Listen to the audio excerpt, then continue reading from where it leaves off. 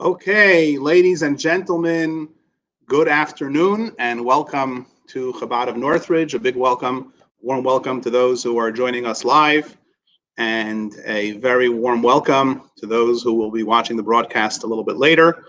We're very, very excited today to be celebrating Israel together with one of its greatest advocates, a man by the name of Yishai Fleisher. I've had the privilege of following Yishai and his incredible career, his advocacy on behalf of Israel for many years. And it is really a great pleasure to welcome Yishai to our community, to our broadcast, the incredible opportunity that we have to bring him in and to share with us some of his thoughts and feelings regarding our beloved homeland, Eretz Yisrael. And so without further ado, it is my pleasure to bring in Yishai Fleisher. Good afternoon, Yishai, or I guess by you it's late evening. That's right. It's already 10:30 at night here, but Baruch Hashem, it's a big honor to be with you here. And to, the Baal Shem Tov says, wherever your thoughts are is where you are. And so we see that he meant 250 years ago, he had a great sense that one person could be sitting in Gush Etzion, south of Jerusalem, close to Hebron, and another person in California, and they could be talking and really, really be together. So I'm honored to be together with you in spirit and in mind and to have a discussion with you today. Thank you. And I just want to take a moment to thank you. I know that you are incredibly busy in general, and right now in particular with all the events and celebrations that are happening in Israel, everything obviously has gone online. So I'm sure you've been much sought after, and you've been very generous with agreeing to be here and to spend some time with us. I think this is the first time we've obviously spoken very warmly about Israel here in this community, and we feel very strongly for Eretz Yisrael. But if I'm not mistaken, certainly since I've been here, this is the first time that we have someone live from the Holy Land. So we feel that energy, we feel that presence, and we thank you for being here. So Yishai, let's get started. I've had the privilege of watching many of your videos and reading many of your incredible writings. Maybe we can start, maybe you can tell us a little bit about yourself. Who are you? Where are you from? And how did you get to be who you are today? Rabbi Eli, I'll tell you, a lot is who your parents are. Your parents make you a lot of what you are in this world. My parents were Russian refuseniks. They were fighting to get out of the USSR in the late 60s, early 70s. And they were some of the first people to be able to get out of the Soviet Union. And they got out and came to Eretz Yisrael in 1972. They were not observant Torah Jews. They were not of the Hasidic variety that existed a little bit in Ukraine and a little bit in Russia. They were the regular folks who lost religious connection through the Soviet repression of religion. But when the Six-Day War hit, it awoke in Russian Jewry and Jewry around the world a sense like, wow, maybe they didn't have the word revelation on their tongue, but they knew that Am Yisrael is in a process of some kind of redemption, of kind of a return to strength. That Hashem has shown His hand.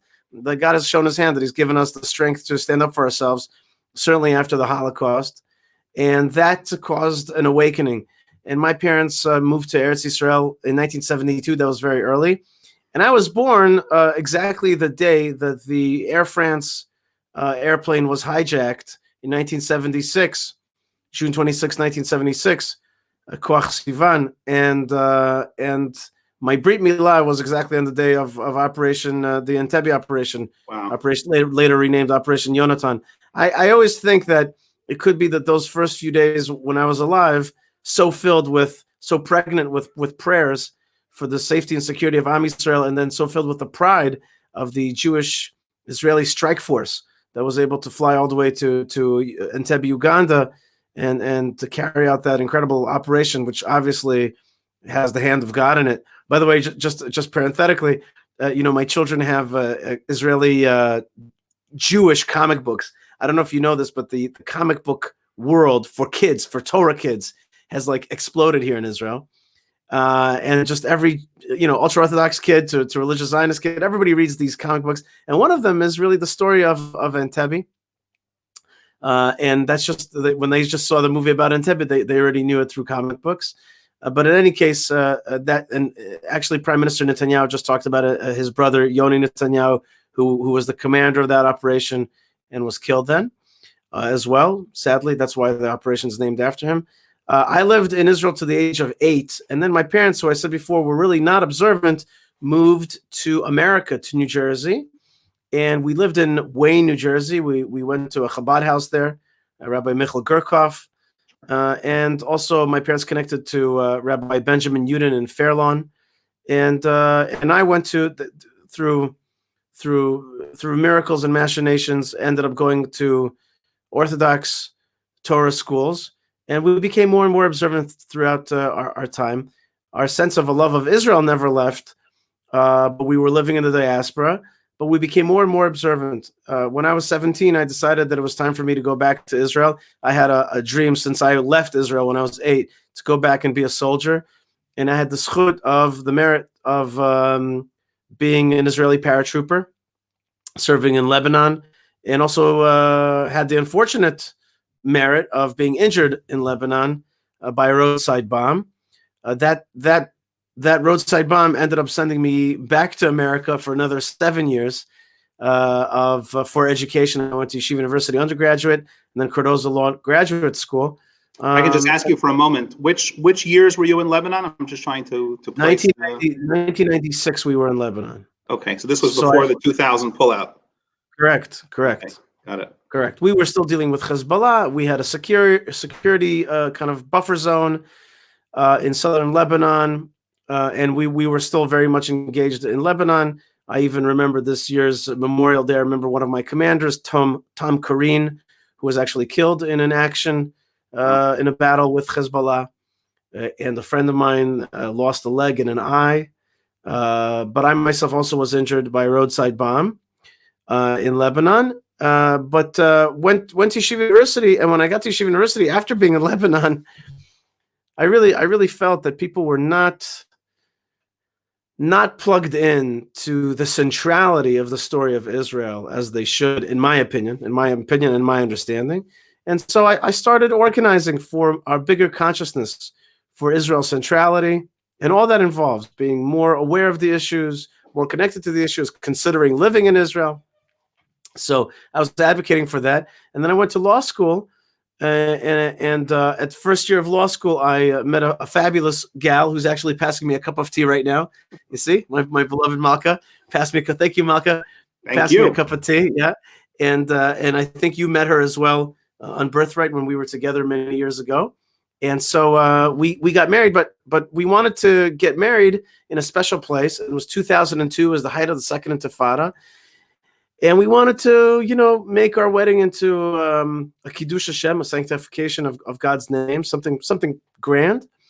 And we already had an emotional connection with Hebron, which is the site of the tomb of the forefathers and mothers, the matriarchs and patriarchs, the founders of the Jewish people, Abraham and Sarah, Isaac and Rebekah, Jacob and Leah. Of course, the tomb of Rachel is close to me here in Bethlehem, in Beit Lechem.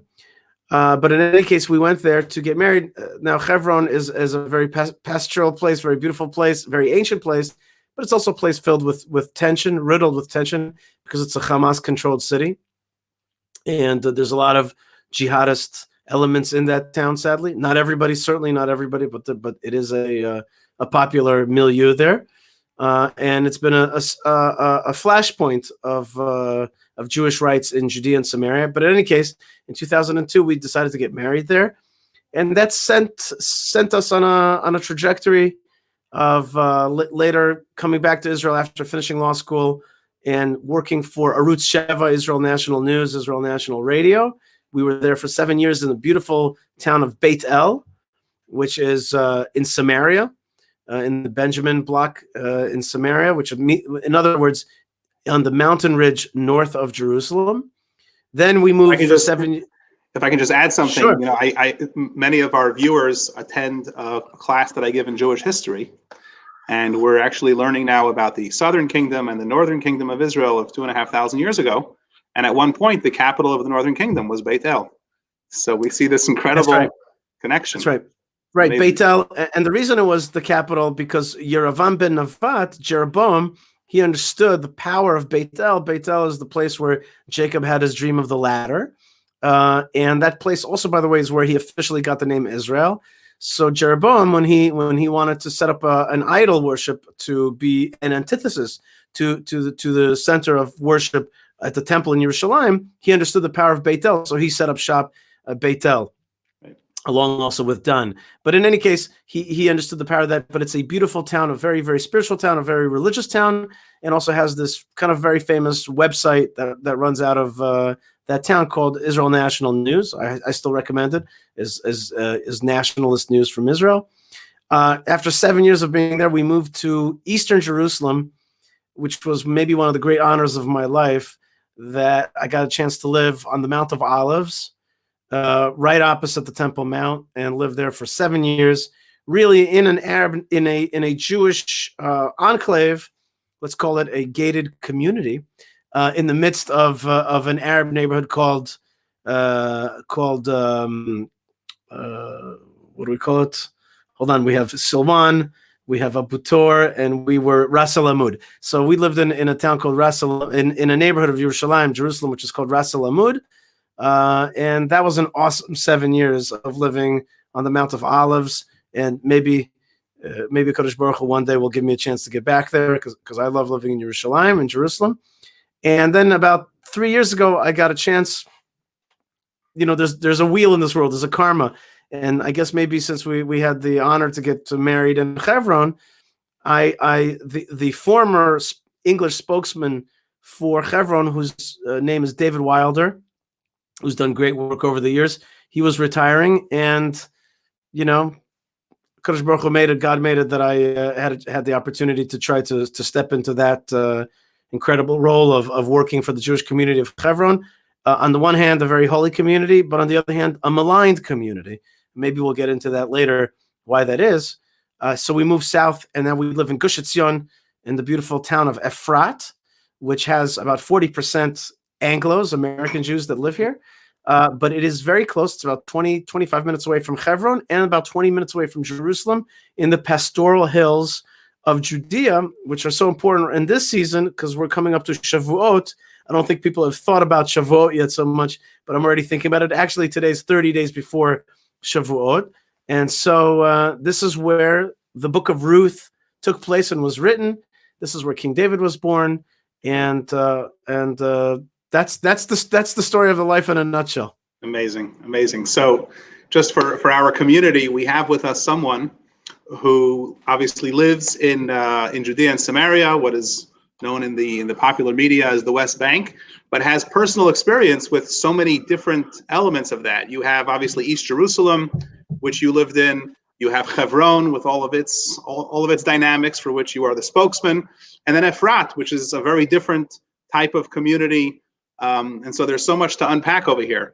Although I just want you to know, just want you to know that I daven, I pray at the Chabad house, the Chabad of Efrat, which is downstairs from me. Wow. That's one of the reasons why I moved into this apartment downstairs from me. And the rabbi here is the son of the famous Chabad and generally famous artist, whose name is Baruch Nachshon. Wow. So his son Nisan Nachshon is downstairs from me. The shul is literally down I just take a few flights of stairs.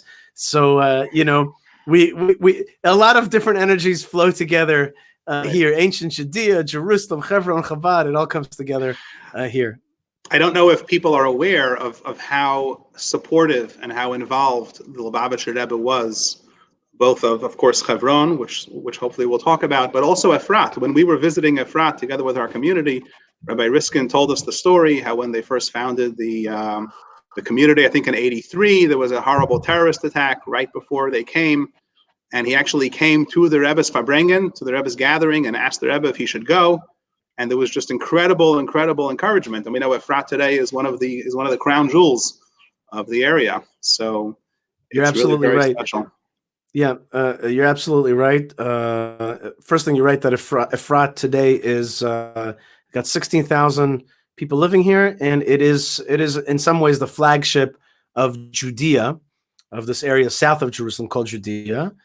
Judea, by the way, is still in challenging times. While the state of Israel is doing very well, the area of Judea has, it's hard to tell, but maybe 1 million Arabs, and it has not been officially annexed as part of Israel, although it is consensus. Most of it is consensus.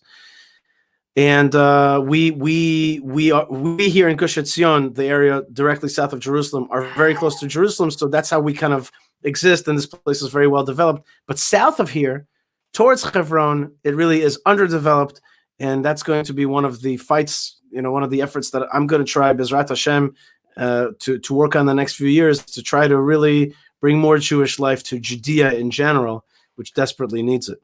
Right.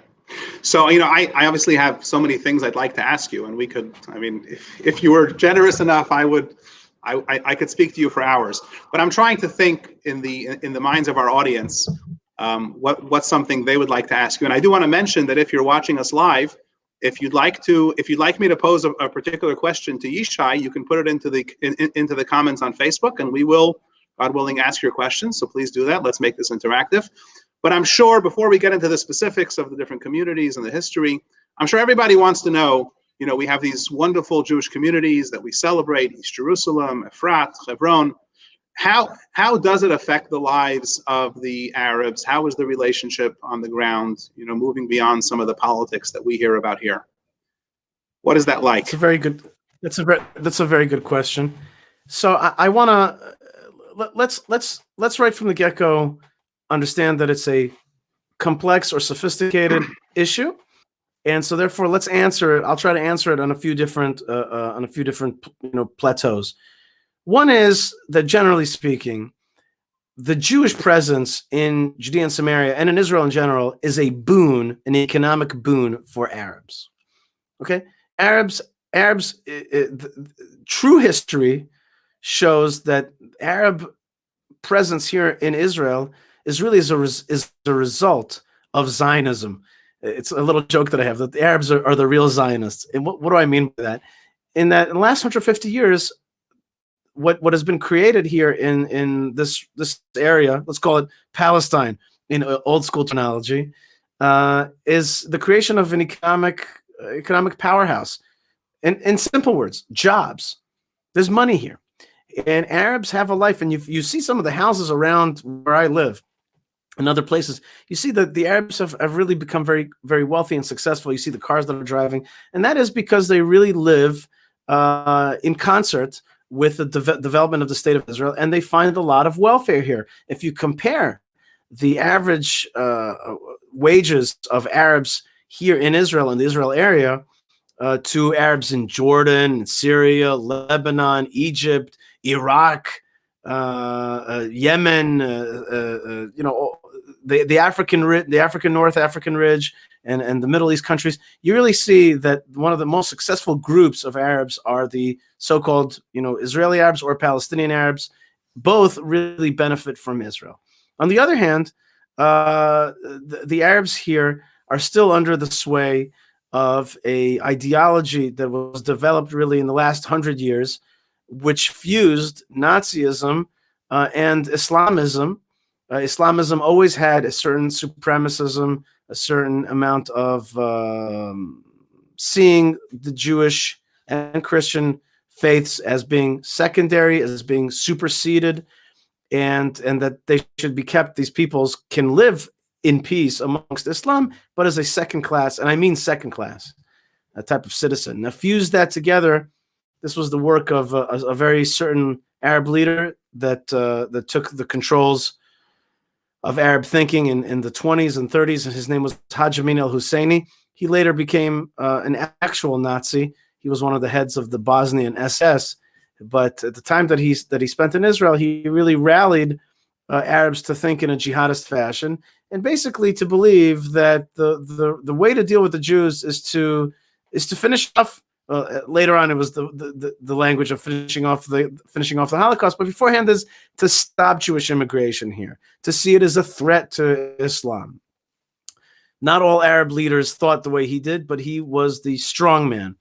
And so, sadly, to this very day, for example, a town like Hebron, it's literally controlled by the majority Hamas leadership. In fact, the mayor of Hebron is a guy who in 1982 murdered 6 Jews. He was part of a team that murdered 6 Jews. He was later released in one of these exchanges. Today, he's the mayor of Arab Hebron. So sadly, there are many Arabs under the sway of jihadism, and that's been shown in poll after poll and questions after questions. But on the other hand, there are many Arabs who are tired of three things. They're tired of the fruitless war with Israel, which has yielded nothing for them. I call it. This is my term. I call it the 100 Years' War. The 100 Years' War has yielded nothing for the Arab world. They have not wiped us out. Just to prove that, I'll say that when I was born, there were 3 million Jews here. Now there are, at the age of 43, there are now 7 million Jews in the land of Israel. So obviously they were not able to. That's right, Ken Yerbu. And so some of them are just tired of the fruitless war. Plus, they themselves have only regressed through this war. They have not benefited in regional prosperity. I think due to, you could call it spiritually or materially, it's just because of hate, because of a lack of willingness to accept Israel as a partner, as a regional family member, as a regional tribe. So there are Arabs who are tired of that 100-year war, and there are Arabs who are tired of both jihadism and the corruption that comes with many of their Arab leaders. So there are many Arabs who are turning to us, oftentimes secretly, to converse, to talk, to show their interest in being part of Israel. And my social media platform is Twitter. And you cannot believe how many Muslims, Arabs, and certainly ones that are a little bit further away from Israel because they're not under the thumb of the local jihad, are expressing so much solidarity and interest in Israel. Prime Minister Netanyahu has mentioned that a few times, but you just see it in regular, real people. So just to explain just one last point, if you want to see an Arab, it's really very simple. Here, you just go to the big supermarket area here that we have at the intersection called the Gush Interchange. It's got a big mall there, a relative, not a big mall in American size, but a big mall for us here, and a big supermarket. And there are Arabs working there. There are Arabs shopping there. And there's a friendliness on the one hand, which is daily and regular, and on the other hand, about a year and a half ago, we saw the murder of our good friend Ari Fuld, who was a great activist, and that happened there as well. So what can I tell you? It is a mixed bag. It is a mixed bag. Some Arabs fare very well. Some Arabs want to live with us in peace. I meet with them monthly, with Arabs that want to continue cooperation and regional prosperity. And yet, you cannot deny that there's still a strong element of jihadism that is in the air. So that's the mixed bag. But for us, we still see it as the greatest time in Jewish history of this great return of the Jewish people to the land of Israel, and our job to hold on to this land and to develop it and to settle it. I didn't think that settlement was a bad word, to settle this land. And so with the challenges, with the challenges and with the dangers, we continue to develop and make this land fruitful and beautiful, and we see our handiwork coming to fruition. We see the success, as we say in Judaism. We see a sign of blessing in our work, and we're going to continue to do it. Right. So even as someone in your position, with being the official spokesman of the Hebron community, you're saying that on a personal level you have interactions, you have relationships. Are there any anecdotes or instances that you can share? I have first thing, Rabbi, I want to tell you, I have monthly meetings with Arabs. Just it's like a regular thing. But I'm going to tell you, leadership, or you could call it Arab leadership, but there's always an entourage. It's always. And is this near Efrat or Hebron or both? Both in the Efrat area and the Hebron area. But I'll give you one story that happened recently. Well, I told you before that I myself got married, and me and my wife got married at the tomb of the fathers and mothers in Hebron. Well, you get married, you have some kids, and our first daughter, Leah, it came time for her bat mitzvah. just a few months ago, right before Corona. And well, we were definitely going to celebrate it at the tomb of the fathers and mothers in Hebron. And I work there, so maybe I could get a deal. But it's more than that. It was really about celebrating there. And in my family, there's a tradition that we light fireworks. We set off fireworks for big occasions. My mom loves fireworks. My dad, alav shalom, used to love fireworks, and we like fireworks. So my mom said to me, "Yishai, is there going to be fireworks for the bat mitzvah?" I said, "Yes, sure. I'll try to take care of it." So I reached out to all kinds of folks. I reached out to fireworks setter offers, whatever they're called, in Kiryat Arba, Hebron, and it was going to be very expensive. And they told me that the army won't allow it, and there's a lot of bureaucracy. And I dropped the issue. And about a week before the bat mitzvah, my mom said to me again, "So is there going to be fireworks?"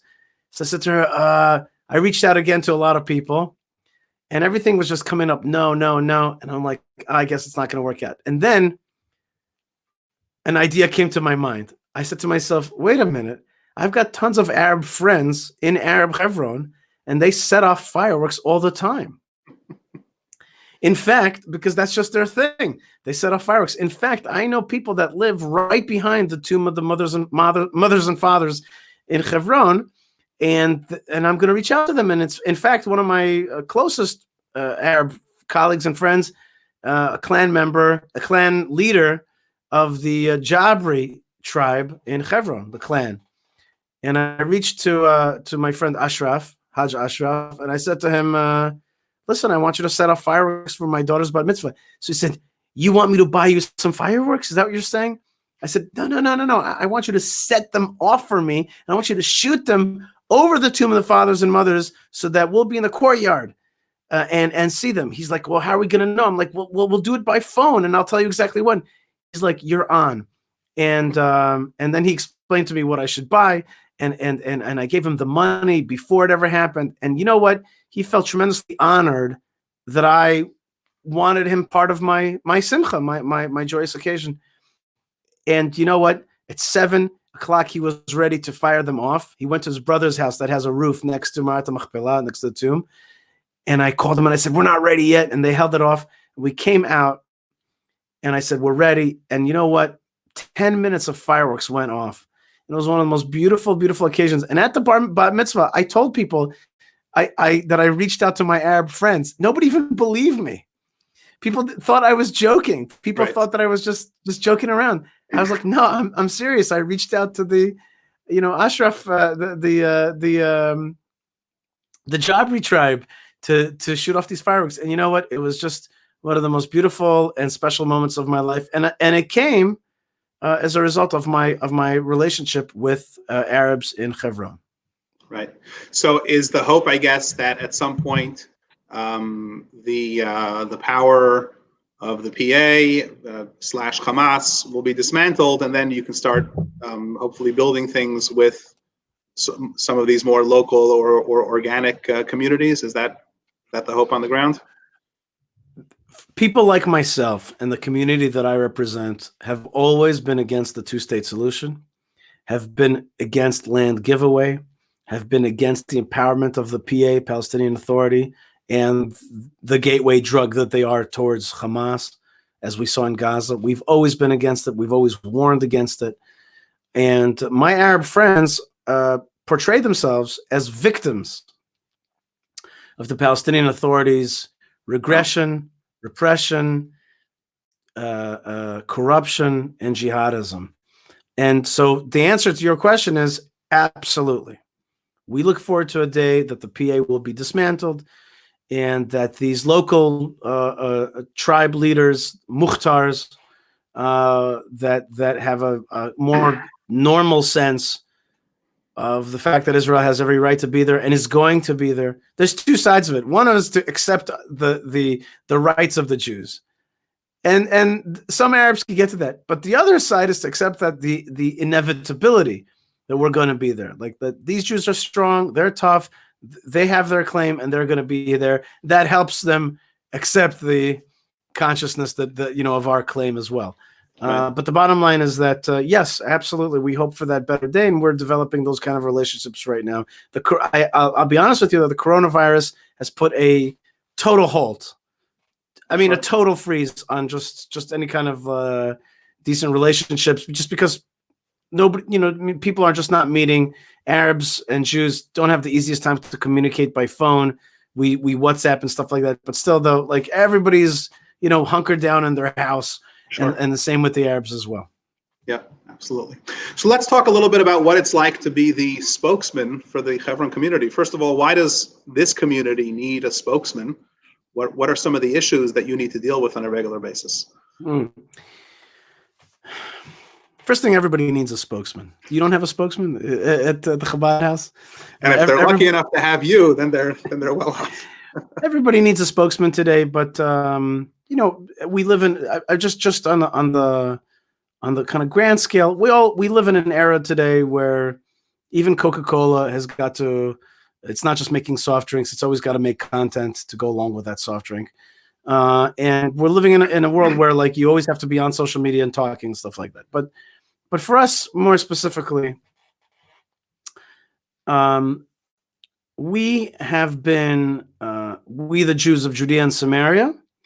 You know what? Let me backtrack. We Israel, and then more specifically the Jews of Judea and Samaria, and then we more specifically the Jews of Hebron are under attack. And the attack that we're under is not in physical warfare as much, although we still need an army to protect us. We still have people coming trying to stab and kill. But that is not the main brunt of the attack today.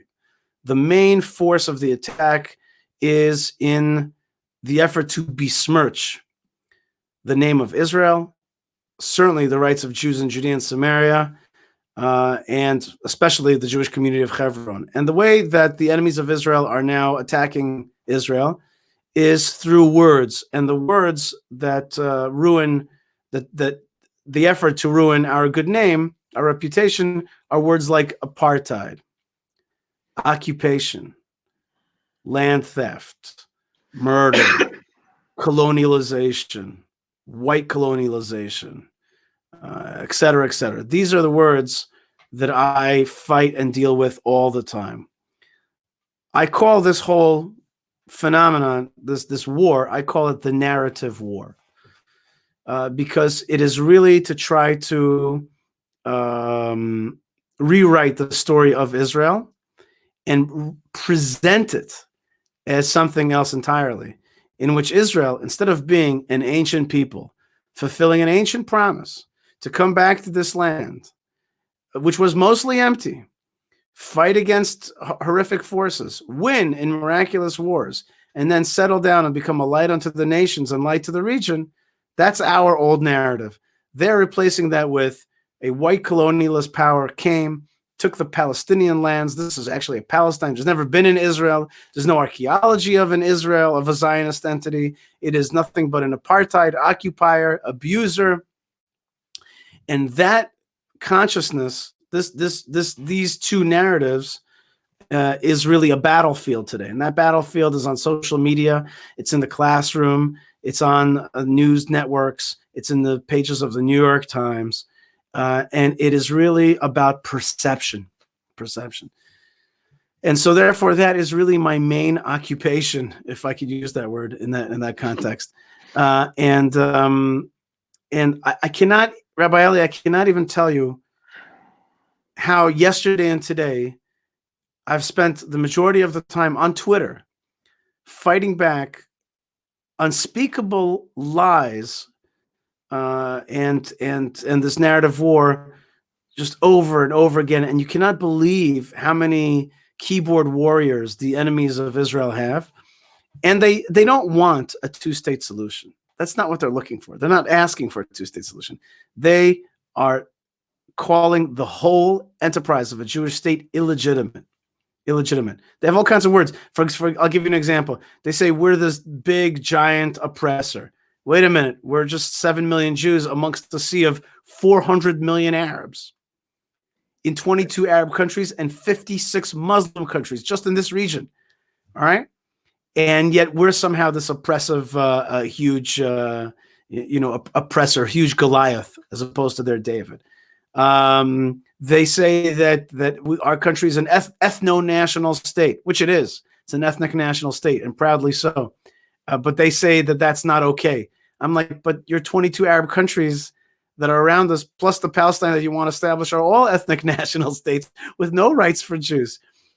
So it's very easy to catch them on the hypocrisy and the lies, but they have created a powerful narrative, and they're ahead of us. If we're ahead of the various enemies that we have by 20, 30 years in terms of military technology, they're ahead of us 20 years in terms of the PR, the narrative war, the perception war that is being fought. And you could take the temperature of a California kid studying at UC Berkeley or UCLA or the majority of California campuses, and you'll see that really they've bought into the anti-Israel narrative.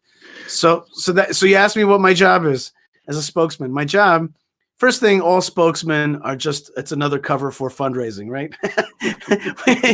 We always have to fundraise, and which is, by the way, a beautiful job, because you really get the chance to connect people to it. But the other side of that is writing, video, speaking, tweeting, and not allowing the enemy to feel that they have a safe space to continue to besmirch the good name of Israel. Okay. And I really find that that's like a personal mission of mine, is not to give them this feeling like that they've got carte blanche and they could just smear us. Not even smear, but schmear. And we can't allow that. And so and that's what I'm out there doing. And you have to do it with some class, with some humor, with some smile, you know what I mean? With also a sense of friendliness to non-jihadist Arabs. For example, that terminology, just give you one last example. I don't use the terms the Arabs or something like that when I talk about the people who are challenging our rights to be here. I call them the jihad or folks that work with the jihad, because I don't want to say that it's all Arabs. I don't want to say that. I want to use a term that limits the bad guys to who they are, so that that while there's bad guys, there's also good guys on the other side. Anyway, these and more are the issues that I face daily. So I would imagine that the majority of visitors to Hebron, just a point of information, how many visitors are there to the city of Hebron on an annual basis? You're not going to believe this number, because I barely myself believe it, but it is true. And the answer is that there is 1.5 million visitors a year to Hebron, but included in that is about 600,000 Muslim visitors as well. So about 900,000 Jewish visitors, visitations to the tombs of the fathers and mothers. These are numbers that we're getting from the IDF.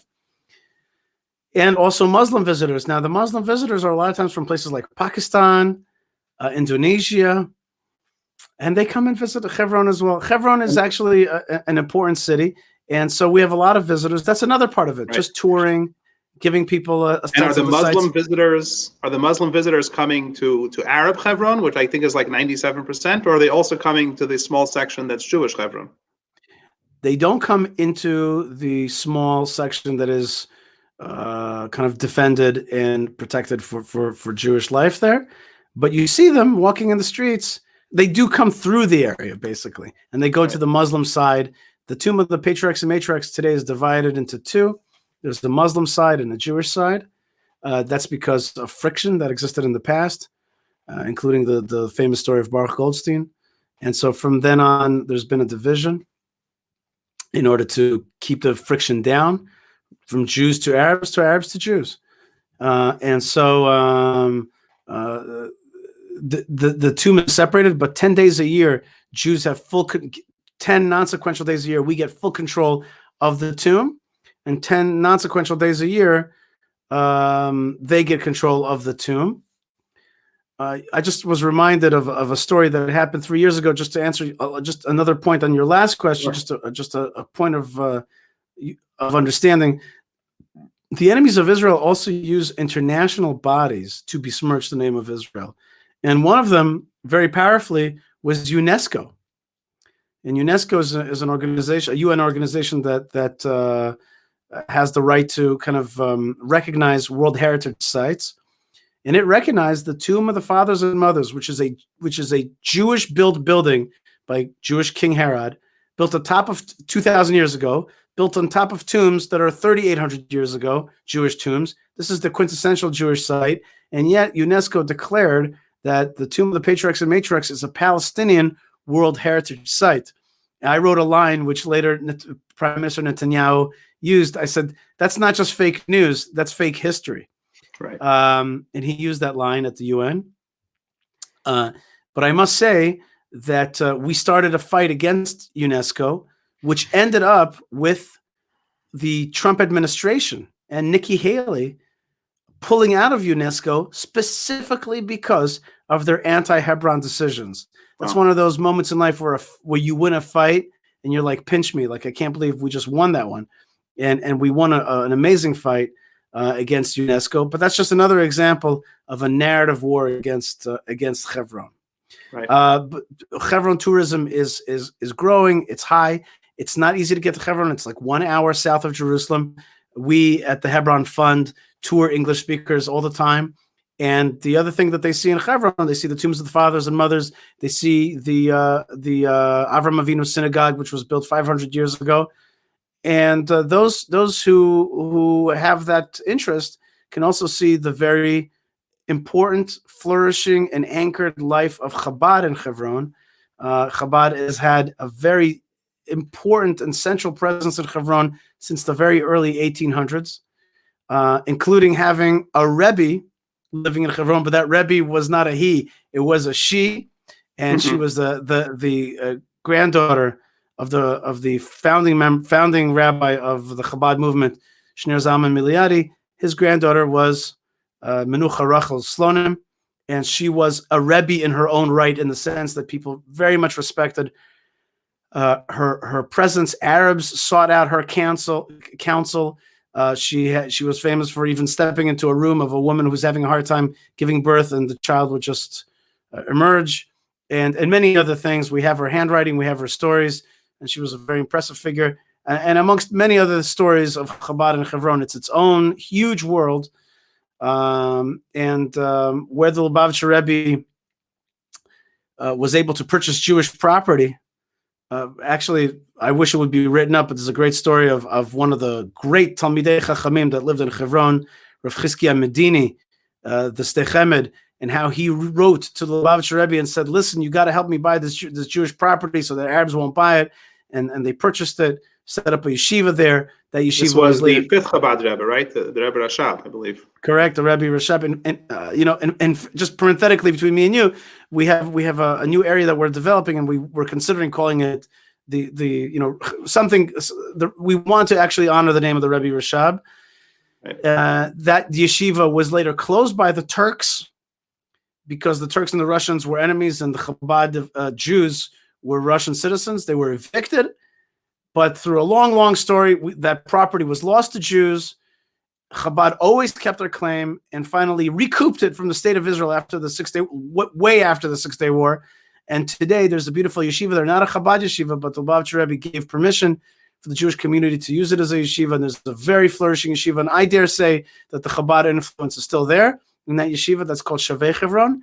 And of course, we have a very important Chabad operation that goes on there, headed by Rabbi Danny Cohen, which does an incredible job of keeping the soldiers warm in every way possible, spiritually, physically, fed, and connected, and so that the army that is the IDF that is present there come out of Hebron with a memory that they were part of, that they defended a holy city, that the Jewish people love them. They got closer to Yiddishkeit, and Rabbi Danny and his crew, because he's not alone there, do a great job in Hebron. I think one of the most beautiful shlichuyot there are in Chabad. Yes. There's in our community, I always think about this. We have someone who's a little bit older who was a soldier in the Israeli army in the late 70s, early 80s, and he has some very negative feelings about his experiences in Hebron. I think there was a lot of tension between between the local Jewish community as it was being founded and the soldiers. And then we have another young man who grew up in a very secular home, joined the Israeli army, ends up in Hebron, and that really becomes his connection and his love for Judaism and for Israel. Right. So maybe you can elaborate a little bit. What is it? I mean, I think for many people, we know that the Jews who live in Hebron proper, are generally speaking a very religious community. So what would Chabad, what need is there for a Chabad presence in Hebron? Well, first thing is that Chabad deserves to be in Hebron because that's where they're from in Eretz Yisrael. That's a place where they always had a community, and just on the level of justice, because there was something that has not been said here. In 1929, the Jewish community of Hebron was destroyed by an Arab massacre, a jihadist Arab massacre that rampaged through the streets and destroyed the community. 67 people were murdered very viciously. And then the British, who were in control at the time, basically evicted the Jews out of the city with the claim that they can't protect them. So when Chabad is in Hebron, that is its natural right to live in this town. It's not just there to be a Chabad house; it's there to just have a Chabad presence, which is just part of the DNA. But in terms of the outreach work, what is there to do? I'm getting there exactly right. Okay. But I just wanted to make that point because sometimes we can gloss over that and not understand Jews have a right to live in Eretz Yisrael, Chabad have a right to live in Hebron just because. With regarding to the outreach, there is a tremendous outreach there because there are around 1,000 soldiers stationed in and around Hebron at any given time. And so to reach out to these oftentimes secular, oftentimes regular Israeli soldiers, I mean to say not necessarily from the religious world or religious units, and really connect them. It's beautiful. And the way that they do it is just so loving. They're not just out there, wrapping tefillin on them. They're just sitting there talking with them. Just sitting like just a Chabad shaliach young person, just sitting there and talking with a soldier like through the night, just to chat with him about life and about maybe a deeper sense of spirituality. So they do great work, and they also have their events, for example, to mark the passing of Menucha Rachel Slonim and other things. In the last few years, they've been doing something that I'm so proud to be associated with, and that is we, the Jewish community of Hebron, have helped create a new Jewish pilgrimage once a year for the Torah portion of Chayei Sarah. Chayei Sarah delineates chapter 23, book of Genesis, Chav Gimel Bereshit, delineates the story of Abraham's purchase of Marat HaMachpelah. And so it's become that thousands of people, about 25,000 people, descend on Kiryat Arba Hebron every year. It is what I've called in the newspapers Woodstock meets the Bible. And it's just an awesome, awesome gathering. And Chabad has found a donor. And what they do is, this is crazy. They put up these massive tents and they feed 2,500 people, right? So there's 25,000 people in Hebron, but 2,500 get to eat a 3-course meal, three meals on china and silverware in this most gorgeous tent with chandeliers. And like Abraham's tent. Abraham's tent, and this donor puts in a huge amount of money just for that one Shabbat in the style that they do in different places around the world, like Chabad does in the Kathmandu, and the Breslov does in Uman. But in Hebron, in the heart of it all, Chabad does this tent, and it feeds all these people practically for free. I think there's like a price just to keep you serious. But it's very low, and it's just a beautiful thing. And we have so many. All of our efforts are to draw people in, and to make them feel welcome. Our whole thing is to, Hebron Fund. We bring in buses all the time. Every week we're bringing in buses. We pay. We help sponsor students to come in and be fed, and soldiers to be taught, and all kinds of stuff like that. Constantly to educate and connect, and actually stay away from the political side a little bit, or at least bifurcate. Understand that there's a political element, but there's also a roots element to the Jewish people in this ancient place. Right. Many people, when they hear Israel, they right away get to the conflict. There's an entire Israel that's Jewish heritage and connection, Right. I just want to mention to those of you that are listening, hopefully you can see it up on the screen. I strongly encourage you, if you're able to, if you're in a position to support the amazing community in Hebron, hebronfund.org, as well as the outreach work of Yishai and the incredible advocacy that he does on behalf of the heartland of the Jewish people, yishaifleisher.com/donate. I strongly encourage you to support. We as a community in Chabad of Northridge, we certainly support these organizations, and we encourage you to do so as well. If anybody has questions, we encourage you to write them in. We do have a question here from one of our viewers. What about, you had mentioned before that there are Muslim visitors, 600,000 Jewish visitors. Are there Christians who consider Hebron a special place as well, and how does that work? Right. The answer to that is 100%. They certainly do.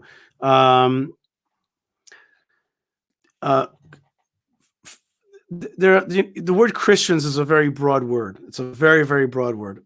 Christians are not. It's not one thing. There are Eastern Orthodox Christians who actually have a church in Arab Hebron, one that Putin renovated a few years ago. And for them, it's actually one of the original churches, and it's part of their theology. Hebron is part of their theology. I'm not going to get into that, but they do come to Hebron, and they've been coming more and more now to the tomb of the patriarchs and matriarchs. Evangelical types or Protestant types that are evangelical have more of that kind of connection, and they come in. We have Korean tourists, African tourists, Russians also of the Orthodox variety, and Americans. Americans come into Hebron as well, and they come in and they want to connect with the tombs of the patriarchs and matriarchs. Jerusalem is the big, draw for people. And then they take a day trip to Hebron. And yeah, absolutely. I end up touring many Christian groups. And I speak to them about what they would call the Old Testament, what we call the Torah.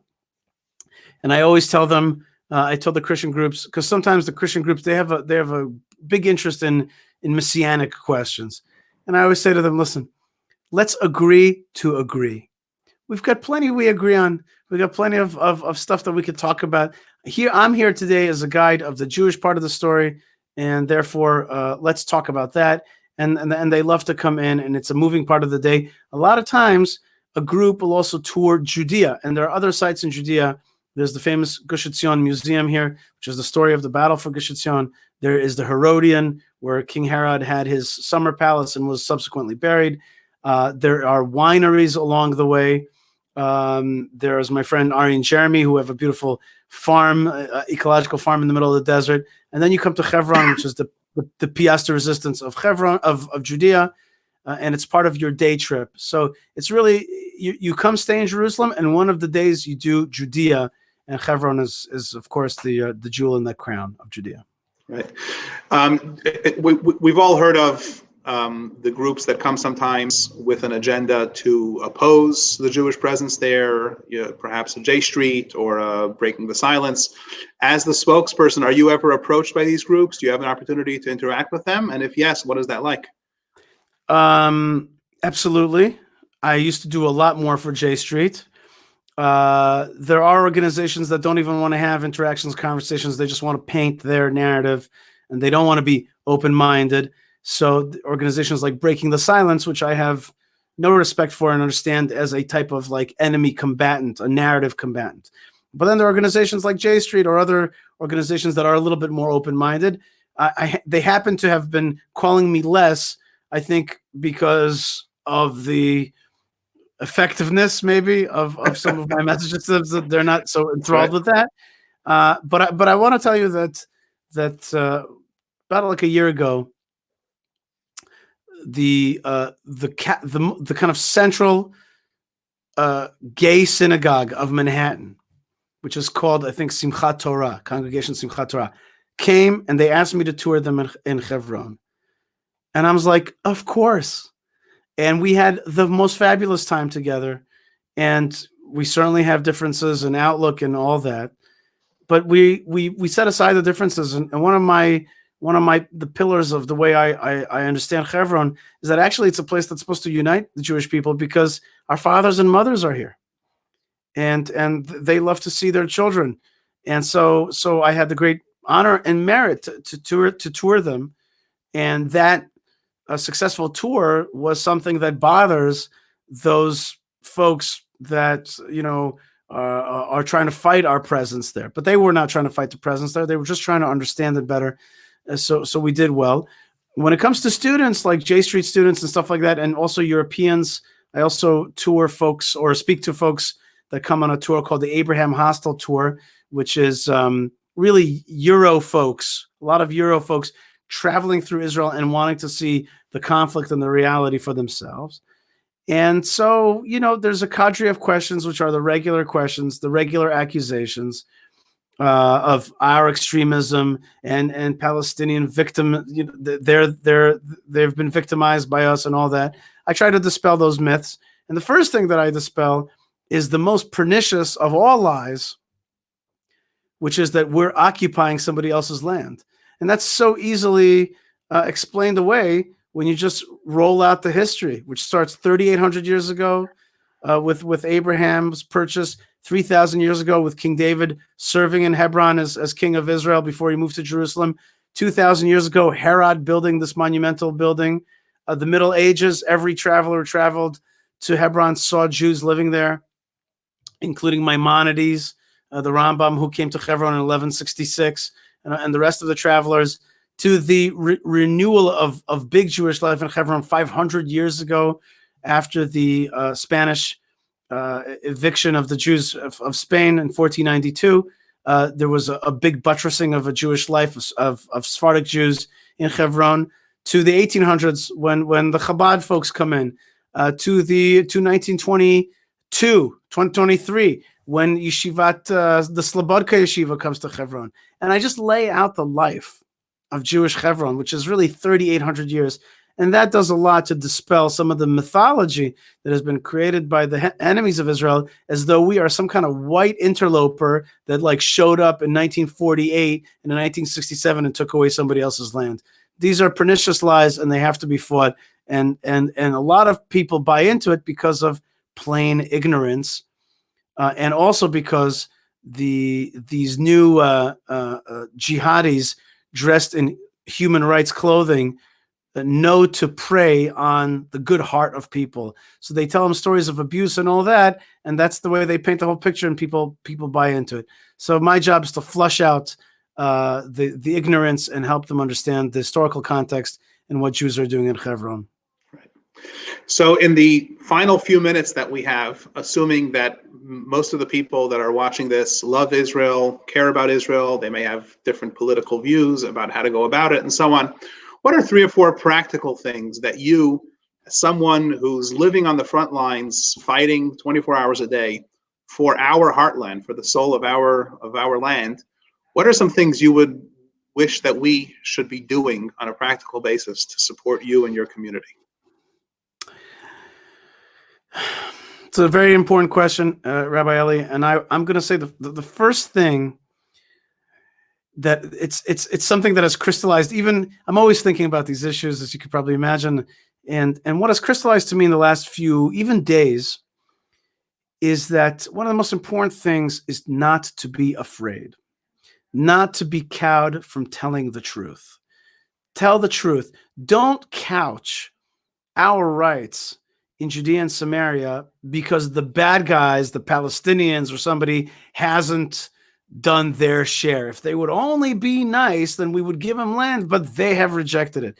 That whole line of reasoning is very, very flawed. It's very flawed. You should never couch our rights in these places because somebody else hasn't, isn't being nice. We have rights here because of our history, which was recognized even 100 years ago by the League of Nations at San Remo, recognized that we have a historical tie to this land. That's called indigeneity. We have an historical tie to this land like nobody else. We have won wars and pushed back enemies, and under international law, that gives us rights to hold on to a piece of land. Anytime you push back an enemy in war that was aggressive against you and you control it, you can keep that land. We've purchased these lands. We have deeds of purchase in Hebron all over the place already from the Turks, from the Ottoman Turks from 200 years ago. We have beautified this land, and that's also a principle of ownership. And of course, don't be afraid to say that God gave us this land. I love how the bad guys say to you all the time, what are you going to say, that God gave you the land? Be like, well, yeah, I'm not saying that's the only rationale, but it's okay to say, I believe in God, just like you believe in God. What drives you?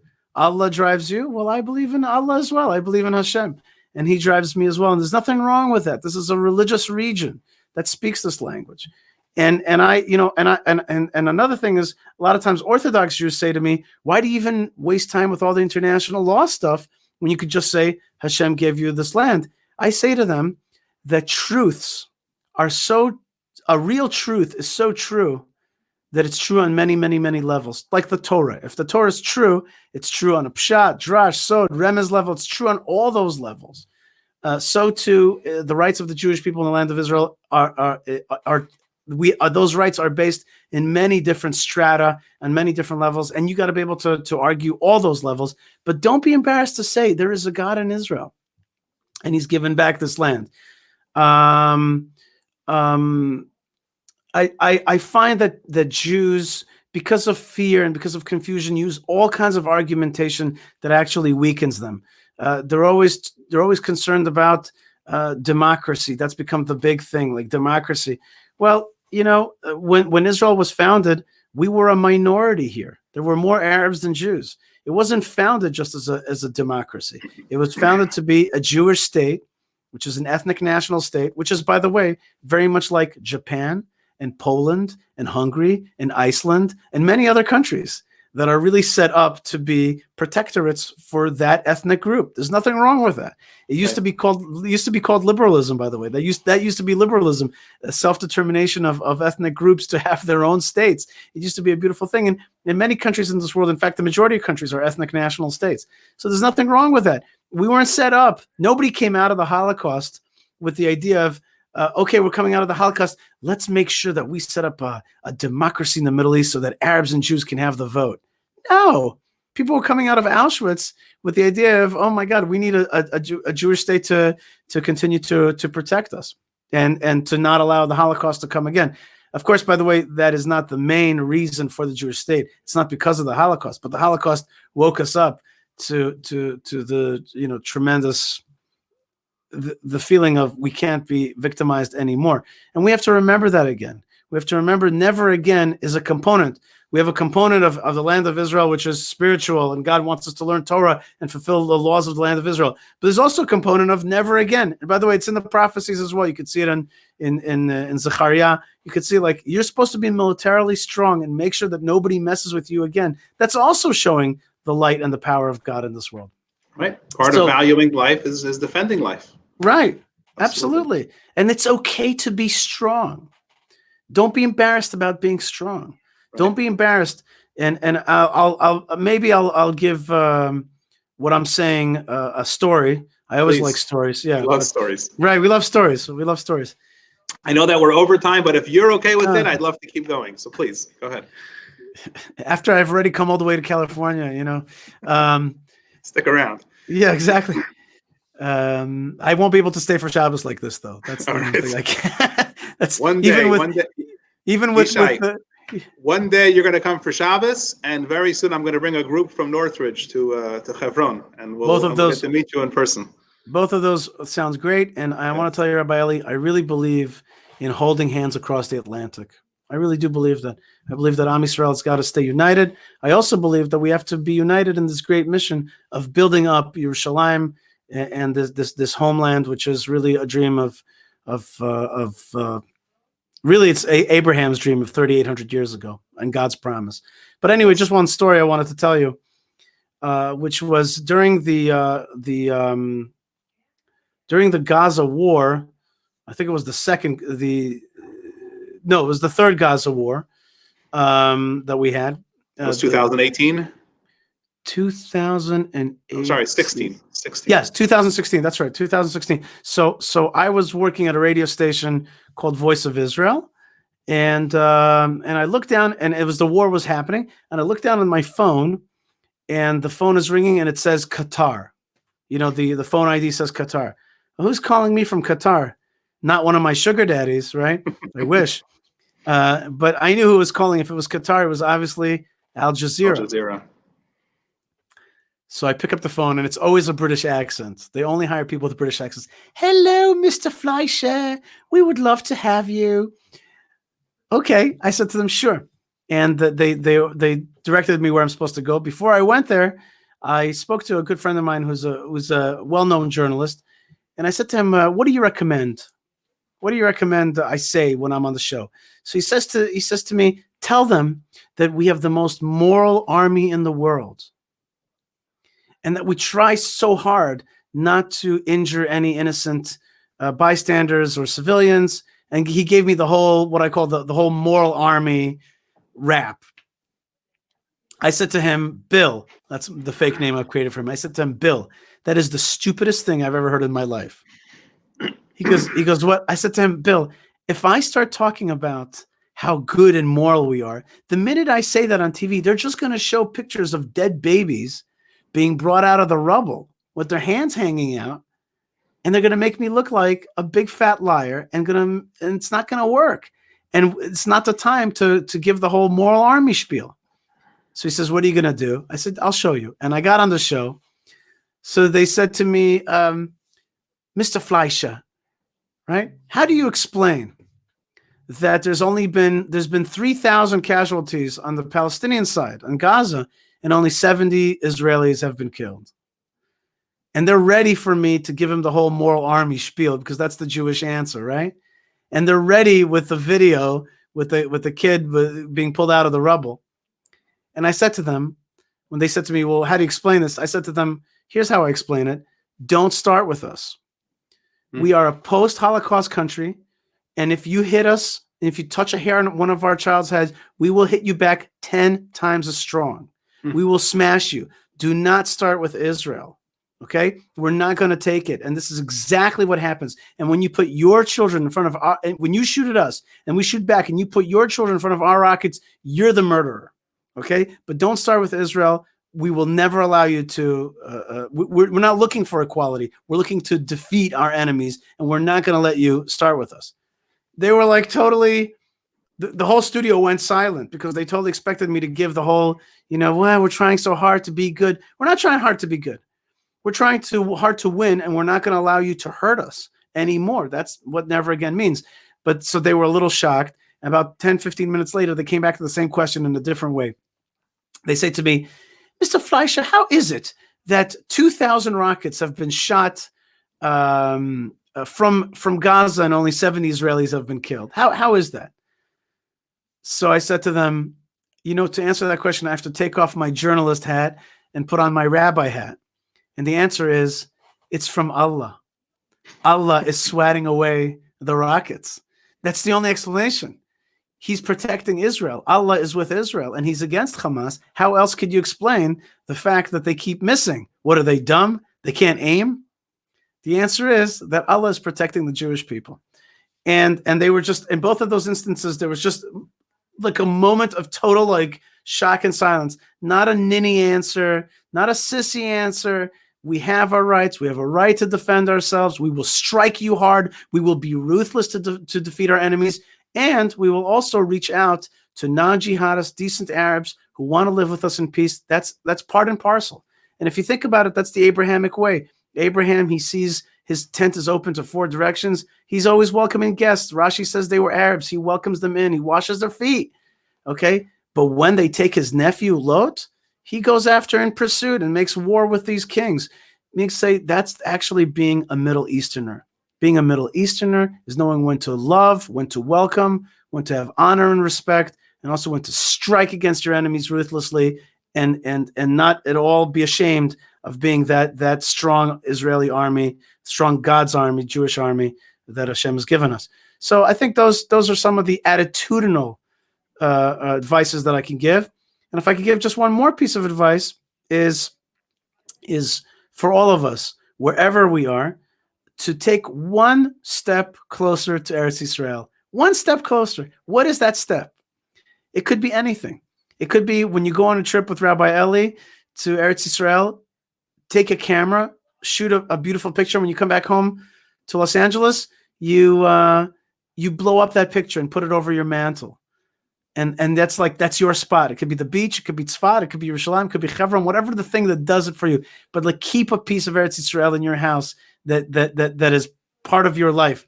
Another thing is putting up a map. Put a map of the land of Israel. Anybody comes in, sees, wow, he's got a map of the land of Israel. He cares about it.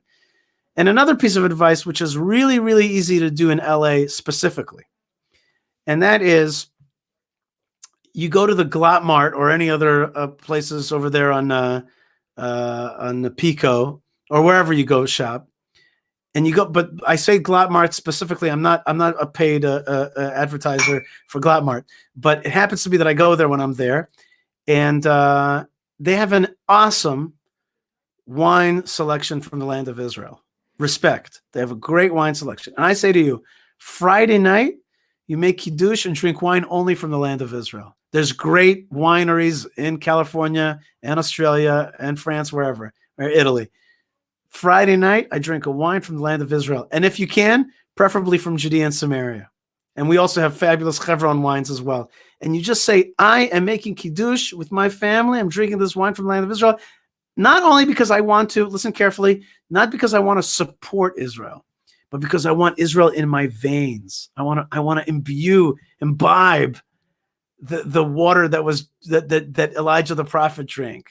I want the air and I want that connection within me. I want it to come into me.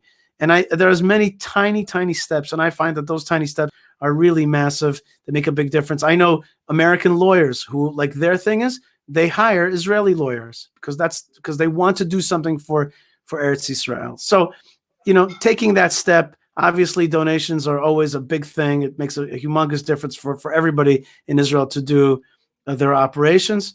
But that's my Rabbi Eli. That's really my, and when Rabbi Eli says it's time for a trip to Israel, you do it.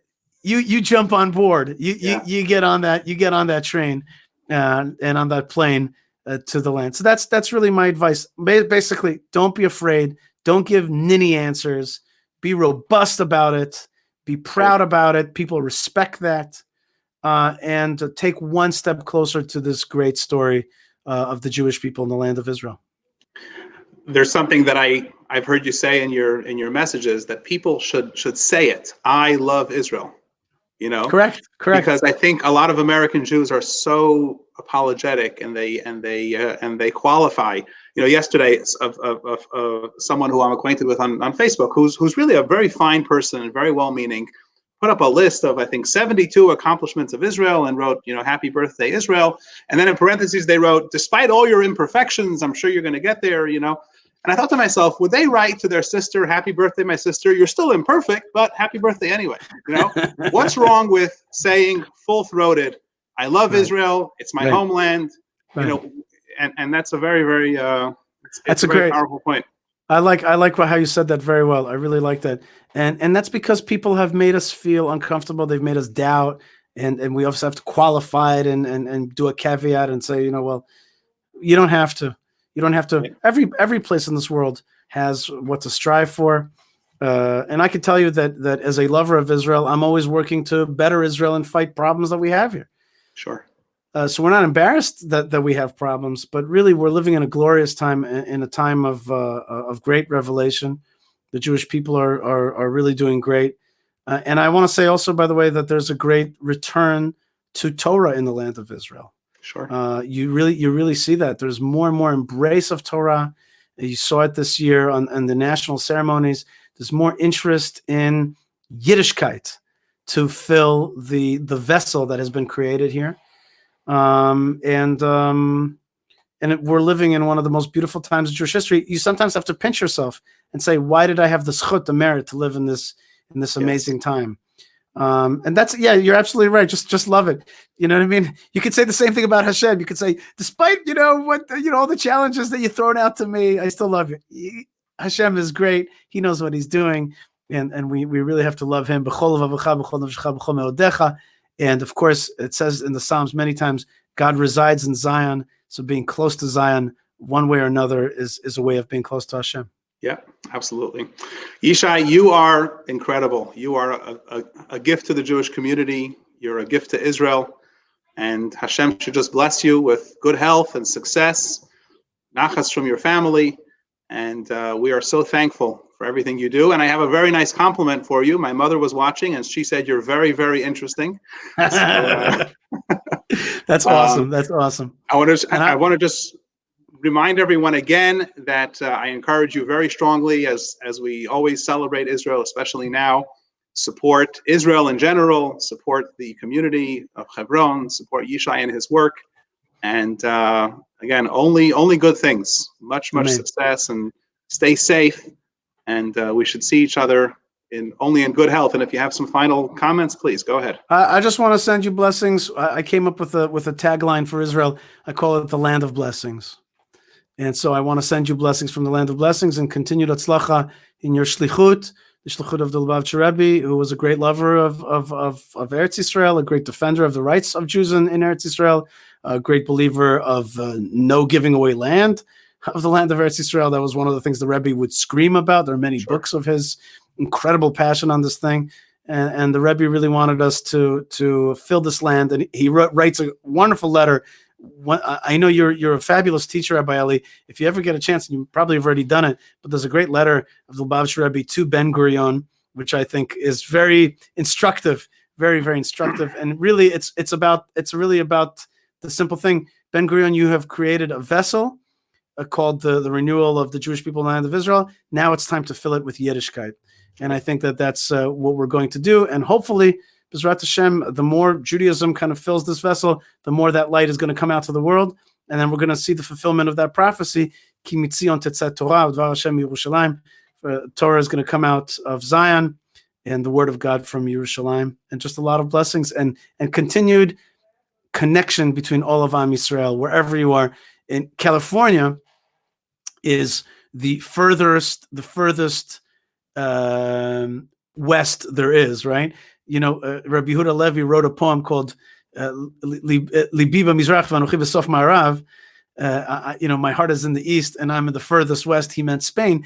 So when I was in California looking out at the Pacific, I said, wait a minute, I'm now in the furthest west, and yet my heart is in Yerushalayim.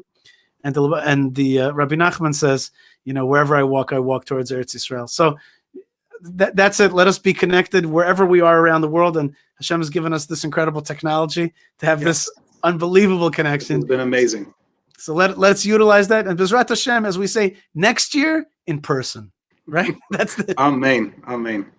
Thank you so much, Yishai. Thank you so much. God bless you, Rabbi. Thank you. Amen.